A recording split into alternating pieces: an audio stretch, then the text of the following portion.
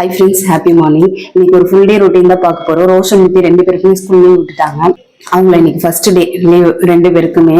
சரி ஃபர்ஸ்ட் வந்து காஃபி போட்டுக்கலாம்னு சொல்லிட்டு கொஞ்சம் பால் தான் இருக்கு 2 பேர். காலையில வந்து 2 பேருமே ரோஷன் மித்தி 2 பேருமே டீ காஃபி எதுவுமே குடிக்க மாட்டாங்க. எங்களுக்கு மட்டும்தான். காலையில போயிட்டு பால் பாக்கெட்லாம் வாங்கிட்டு வரல. நேற்று வாங்கிட்டு வந்த பால் தான் இருக்கு. இது நேற்றுக்கு நைட்டு வந்து பிஸ்கெட் சாப்பிட்டாங்க. இதை அப்படியே ஓப்பன் பண்ணி வச்சுட்டு இருக்காங்க. கொஞ்சம் நமுத்தா மாதிரி இருக்கு.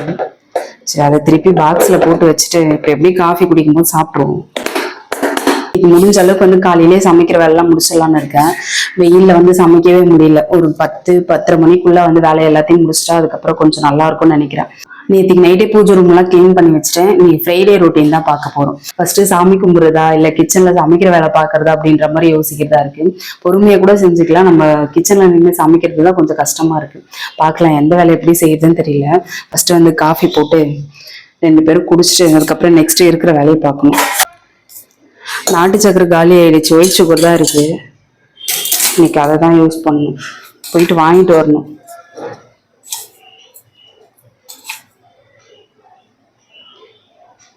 அதிகமா நாட்டு சர்க்கரையை யூஸ் பண்ணிட்டு ஒயிட் சுகர் எவ்வளவு அளவு போடணும்னே தெரியல. கொஞ்சமா ஒயிட் சுகர் போட்டா கூட ரொம்ப இனிக்கிற மாதிரி இருக்கு. அதுக்காகவே இன்னைக்கு கொஞ்சமா வந்து போட்டுக்கிறேன். பத்தலன்னா கூட திருப்பி போட்டுக்கலாம். அவங்க காலையில போயிட்டு தண்ணி எடுத்துட்டு வரதுக்காக போயிட்டாங்க. குடிக்கிற தண்ணி ஃபுல்லாமே ஆர்வ தண்ணியா தான் இருக்கும். சமைக்கிறதுக்குமே அதை தான் யூஸ் பண்ணுவோம். குடிக்கிறதுக்குமே அதை தான் யூஸ் பண்ணுவோம். தினமும் ஒரு குடமும் இல்லைன்னா வந்து ஒரு நாள் விட்டு ஒரு நாள் வந்து ஒரு குடம் எடுத்துட்டு வந்து தவளை வச்சிருக்கோம். சில்வர் தவளை இருக்கு. அதுல வந்து மாத்தி வச்சுப்போம். அதுக்காக தான் போயிருக்காங்க. தண்ணிலாம் மாத்தி கொடுத்துட்டேன். அவங்க வர்றதுக்குள்ள போட்டு ரெடி பண்ணியாச்சு. நான் வேற இந்த மண் கப்ல போட்டுட்டேன். எவ்வளவு சூடா இருந்தாலும் சரி இந்த மண் கப்ல போட்டா ஒரு மாதிரி கொஞ்சம் சில்லுன்னு ஆயிடுது சீக்கிரமாவே. அவங்க எப்போ வருவாங்கன்னு தெரியல வேற.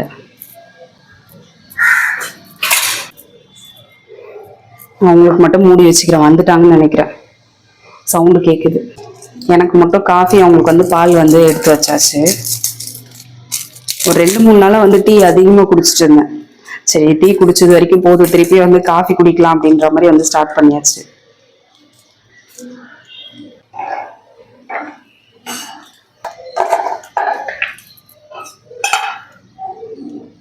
சக்கரை காலி ஆயிடுச்சு. நாட்டு சக்கரை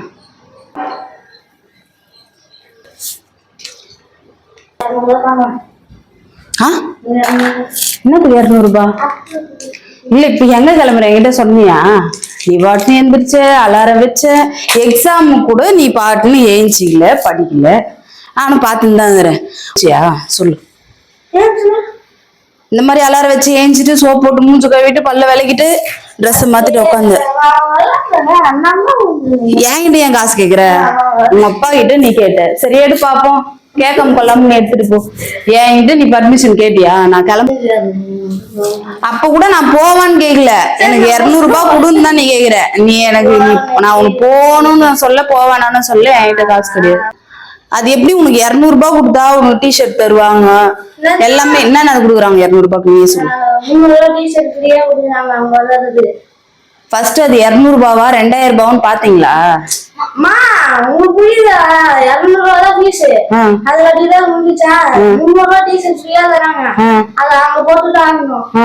அதுக்கப்புறம் அவங்க கழட்டி வச்சுப்பாங்களா?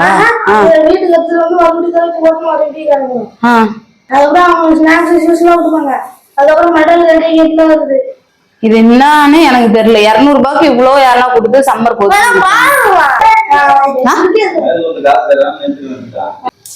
எனக்கு தெரியாது. நீ அவன் போனோன்னு சொன்னா நீ அமுச்சு விடுற. எனக்கு இதுக்கு சம்பந்தம் கிடையாது. என்கிட்ட வந்து காசு கேட்காத. வேலை அனுப்புறவங்கிட்டே காசு கேட்கல. என்கிட்ட கேட்குது. டைம் ஆயிடுச்சுன்னா நான் உன்னை போக சொன்னா என்கிட்ட இது காசு கேட்டுன்னு இருக்கிறேன். என்கிட்ட காசு கிடையாது. மித்தி அந்த சாக்கி சீரம் பண்ணி எடுத்துருவா. கோலம் போடலாம். 200 ரூபாய் தான் தருவேன். இல்ல இதுக்கு மேல வந்து கொஞ்சம் காசு தரணும் அப்படின்னு சொன்னாங்கன்னா நீ நின்னு அவ்வளவுதான். அதுக்கப்புறம் ஒத்த பைசா கூட கொடுக்க மாட்டேன். அனுப்ப மாட்டேன்.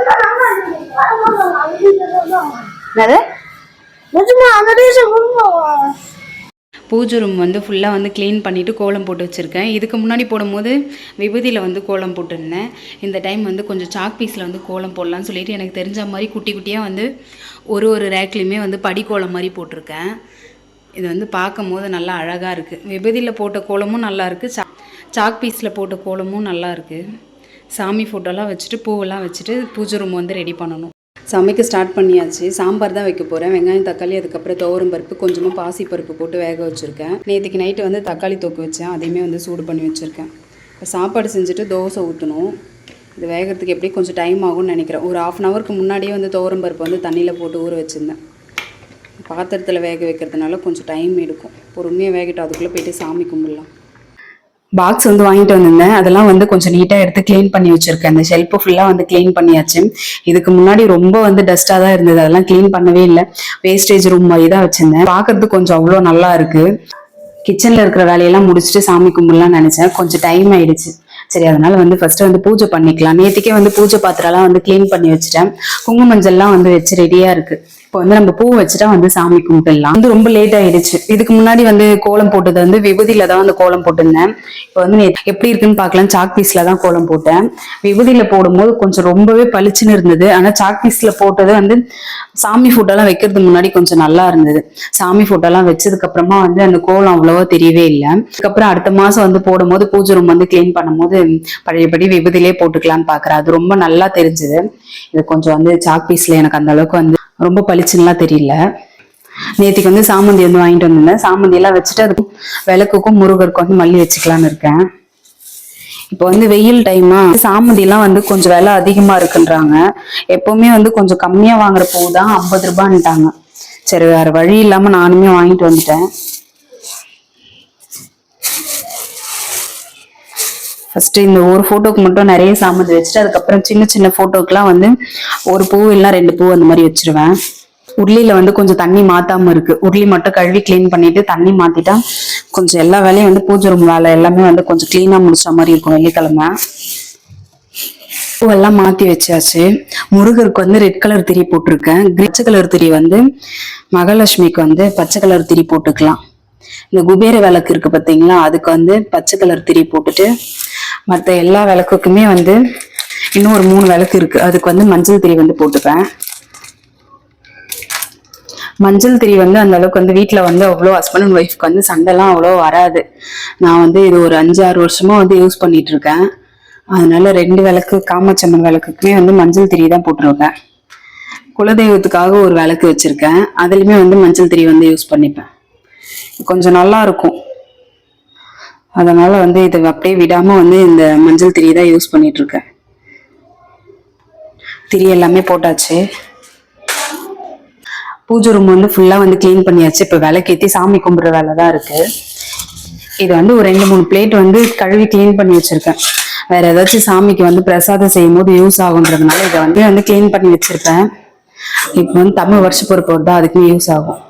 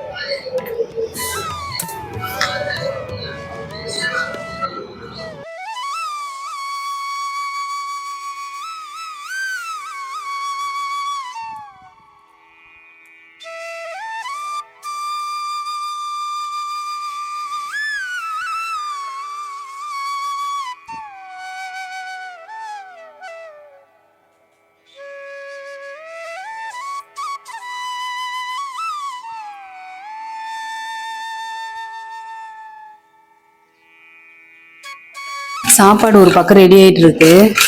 இது வந்து இந்த பருப்பு கடையில் வந்து ரெடி பண்ணிட்டு கொஞ்சமா வந்து வேற ஒரு பாத்திரத்துல எடுத்து வச்சிட்டேன். சாம்பார் வைக்கிறதுக்கு வந்து மண் சட்டியுமே வச்சாச்சு. சாம்பார் வைக்கிறதுக்கு தான் கரெக்டா இருக்கும். கூழ்ல மாங்காய் இருந்ததா?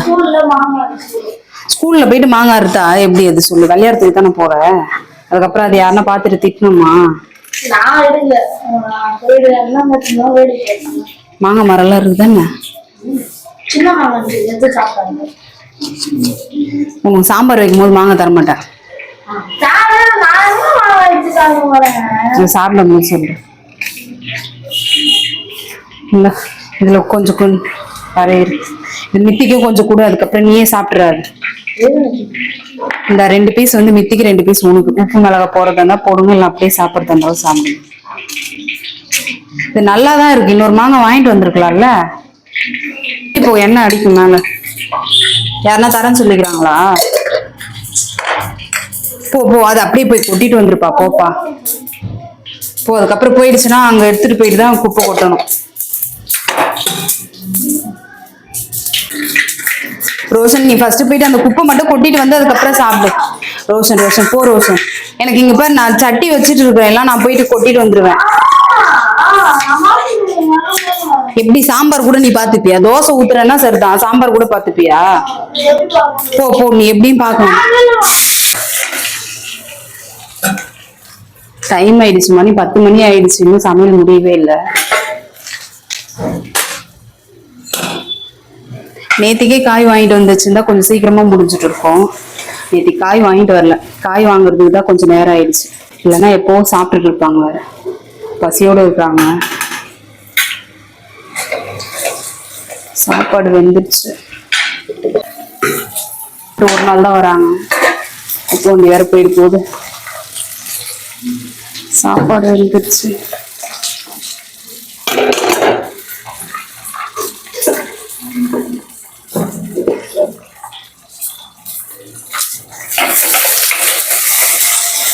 சிம்லே வச்சுட்டு போயிட்டு ஃபர்ஸ்ட் குப்பை கொட்டிட்டு வந்துடுறேன். சாம்பார் வச்சாச்சு. தோசைக்குமே வந்து மாவு கரைச்சி வச்சுட்டேன்.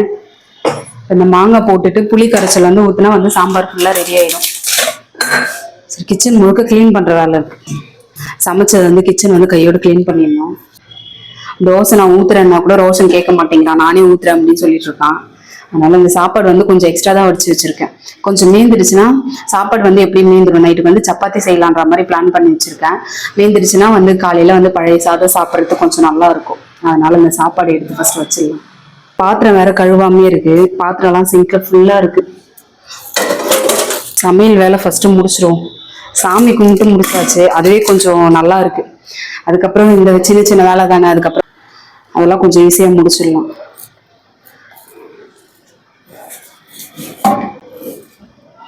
அந்த சாம்பார் கொதிக்கிற வரைக்குமே வெயிட் பண்ண முடியாது, போட்டுட்டா ஒரு வேலை முடிஞ்சிடும்.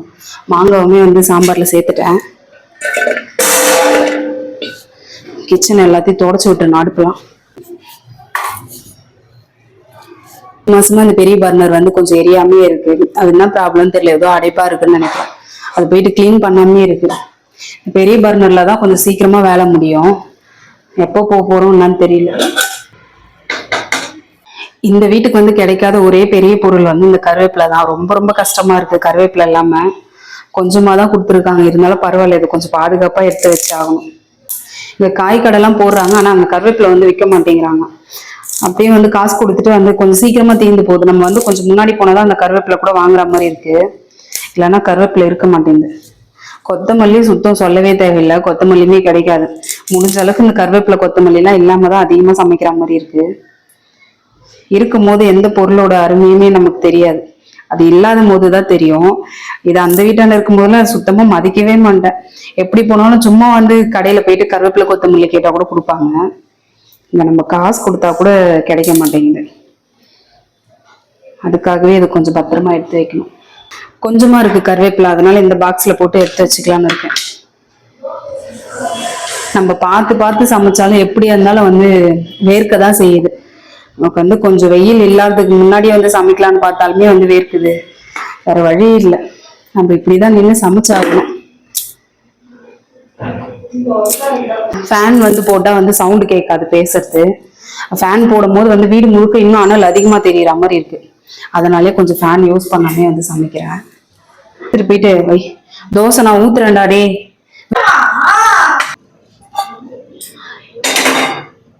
கருவேப்பிலை எடுத்துட்டு போய் ஃப்ரிட்ஜில் வை ரோஷன். சரி நீ போ, நான் தான் சரி நீ தான் போயிட்டு வச்சுட்டு வாடா, நீ தான் ஊத்துடா. கல்லு காயிட்ட போடா. ஊத்த மாட்ட போ. ரோஷன் தோசை ஊத்த ஆரம்பிச்சதுல வந்து நான் சுத்தமா வந்து ஒரே ஒரு தோசை கூட ஊத்துறது கிடையாது. ஃபுல்லாமே அவனே ஊத்திடுறான். வெயில்ல முடியாதுன்னா கூட சார் கேட்க மாட்டேங்கிறாரு. கேட்க மாட்டேன். டேய் எனக்கே வேர்க்குது. அத மேல வை. அடுப்பு எல்லாத்தையும் தொடச்சிட்டேன் நானு.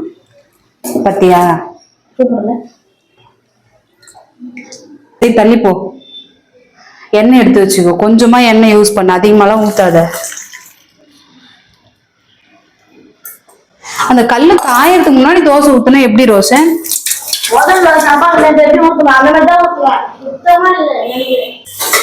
சுத்தமா நல்ல இது இல்லை. பொறுமையா செய்ய. அடுப்பு கிட்ட போகும்போது ஃபர்ஸ்ட் அடுப்பு வந்து கிச்சன் வந்து கிளீன் பண்ணித்தான் இருக்கிற வேலையை பார்க்கணும். இவ்வளவு என்னதான் ஊத்துறியா? எப்படி ஆள் இருக்கும்போது ஒரு நடிப்பு நடிக்கிற பத்தியா? சுத்தமா அதுல எண்ணெயே இல்ல, அது ஊத்துறன்ற. கொஞ்சமா ஊத்து, நிறைய எல்லாம் ஊத்தாத. மணி 10 போகுதுடா. ஆடுறது ஆடுவே. தோசை ஊத்துறது இல்ல, தோசை ஊத்துறது கத்துக்கிட்டேன். பாத்திரம் கழுவுறது மட்டும் கொஞ்சம் கத்துக்க, அவ்வளவுதான். என்னது சான்ஸே இல்ல. லீவ் எதுக்கு சொல்லு? நான் அததான் சொல்றேன். பாத்திரம் கழுவுறது லீவ் எதுக்குன்னா அம்மாக்கு அப்பாக்கு எல்லாம் கொஞ்சம் வீட்டுல வேலை பார்க்கறதுக்கு தான் லீவு. என்ன ஊத்தாதடா டேய். ஏய் அந்த மாதிரிலாம் பண்ணக்கூடாது. நீ தோசை இப்படிதான் ஊத்துறியா? வராத இடத்துல எண்ணெய் ஊத்திட்டு பிச்சு எடுத்துருவோங்க. தள்ளி போயேன். இருடா நான் சொல்றேன். இருடா நான் எடுத்து மட்டும் கொடுத்துறேன்டா.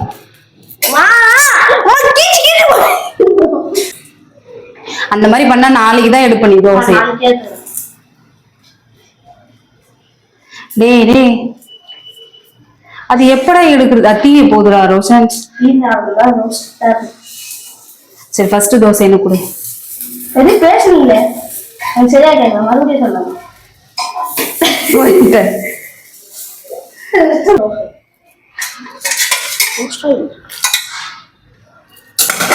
தோசை ஊத்த சொன்னா அந்த ஃபர்ஸ்ட் தோசை மட்டும் ரொம்ப சாஃப்டா ஊத்திடுவான். அதுக்கு அடுத்து நம்ம எல்லாம் தோசை கேட்டா வந்து ஒரு மாதிரி தீஞ்சு போன மாதிரி ஊத்துவான். ஆனா அவன் ஊத்தி சாப்பிடுற தோசை அவ்வளவு சூப்பரா ஊத்துவான். நீ ஃபர்ஸ்ட் தோசை நான் வாங்கிட்டேன். தரவே மாட்டான் ஃபர்ஸ்ட் தோசை மட்டும். ஃபாஸ்டா வெயிடா. டே அனல் அப்படி அவியுதுடா. செய்யறவங்க எப்படி செய்வாங்க பாரு. வா தொடச்சுக்கங்க வா. ஆனா நம்ம கூட வேலை செய்ய கஷ்டமா இருக்கும். ஆனா அவன் விளையாடிட்டே தோசை ஊத்திடுறான். இருக்கிற வேலையிலே பெரிய வேலை இந்த தோசை ஊத்துறது தான். நின்று தோசை ஊத்துனா நம்மளுக்கு கோவம் தான் வரும்.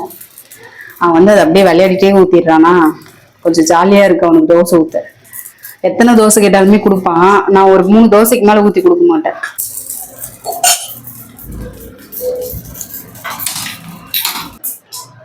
பருப்பு கடையில் தான் வந்து தாளிச்சிட்டு இருக்கேன். ஃபர்ஸ்ட் சாம்பார் தாளிக்கும் போது மறந்துட்டேன். அதனால இதுக்கு மட்டும் தனியா வச்சிருக்கேன். சும்மா எண்ணெய், கடுகு, சீரகம், காஞ்ச மிளகாய் போட்டு தாளிச்சிருக்கேன். சமையல் வேலை எல்லாமே முடிச்சாச்சு. மதியம் லஞ்சுமே ரெடி பண்ணிட்டேன். சாப்பாடு வடிச்சு வச்சிருக்கேன். இன்னும் வேற ஒரு பாத்திரத்துல மாத்தணும். பருப்பு கடையில வந்து வச்சுட்டேன். கொஞ்சமா எண்ணெய், கடுகு போட்டு தாளிச்சு வச்சிருக்கேன். முருங்கைக்காய், கத்திரிக்காய், மாங்காய் போட்டு சாம்பார் வச்சிருக்கேன். தோசைக்குமே இதுதான் வச்சிருக்கோம். சாப்பாட்டுக்கு இதுதான் வச்சிருக்கோம். காயெல்லாம் எதுவுமே பண்ணவே இல்லை. அப்பளம் பொரிச்சு வச்சிருக்கேன். சிம்பிளா வந்து லஞ்ச் முடிச்சாச்சு. எல்லாருமே வீட்டுல வந்து காலையில டிஃபன்லாம் சாப்பிட்டு முடிச்சிட்டாங்க. அவங்க வந்து நேற்று குழம்பு இருந்தது, அதை வச்சு அவங்க சாப்பிட்டு போயிட்டாங்க. சாம்பார் வச்சு ரோஷன் ஊற்றி சாப்பிட்டுட்டாங்க. லாஸ்டா நான் தான் சாப்பிட்றேன். டைம் ஆயிடுச்சு. மணி ஒரு 10:30 மணிக்கு மேல ஆயிடுச்சு. சாப்பிட்டு முடிச்சுட்டு மதியம் லஞ்சு முடியறதுக்கு முன்னாடி ஸ்நாக்ஸ் கேட்பாங்களா இல்லை லஞ்சு எல்லாம் முடிச்சதுக்கு அப்புறமா கேட்பாங்களா தெரியல. அவங்க கேட்கும் போது செஞ்சு கொடுக்கலான்னு இருக்கேன். வெயில் வந்து தாங்க முடியல. ஓரளவுக்கு வந்து சமையல்லாம் வந்து கொஞ்சம் சிம்பிளா முடிச்சாச்சு. அதுக்கப்புறம் பாத்திரம் கழுவுற வேலை இருக்கு.